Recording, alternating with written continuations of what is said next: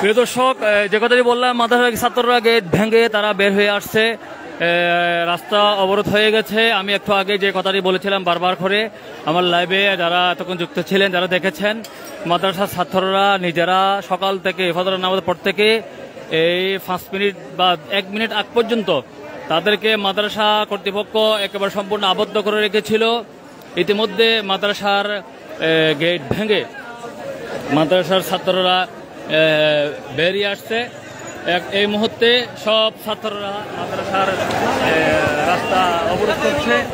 সকালে যে ঘটনা, ফটিকছড়ি পৌরসভা 3 নম্বর ওয়ার্ডে যে ছেলে আরিয়ান ইব্রাহিম নামের যে ছেলে হাটাদারি মাদ্রাসাকে কেন্দ্র করে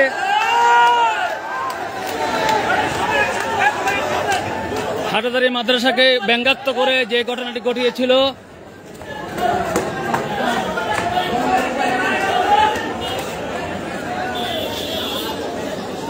প্রিয় দর্শক, আমরা এখন দেখছি হাটাদারি মাদ্রাসার গেট ভেঙে ছাত্ররা রাস্তায় বেরিয়ে গেছে। পরিস্থিতি এখন আর নিয়ন্ত্রণ করা সম্ভব না। আমি বারবার করে বলেছিলাম,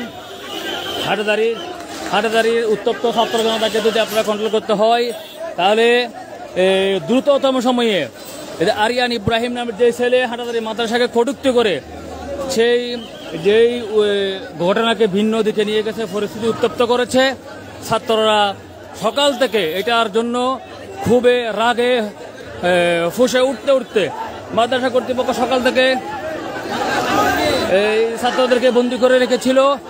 কোনো অবস্থাতেই মাদ্রাসার ছাত্ররা যাতে করে বের হতে না পারে, মাদ্রাসার ছাত্ররা বের না হওয়ার জন্য বন্ধ বন্ধ বন্ধ বন্ধ বন্ধ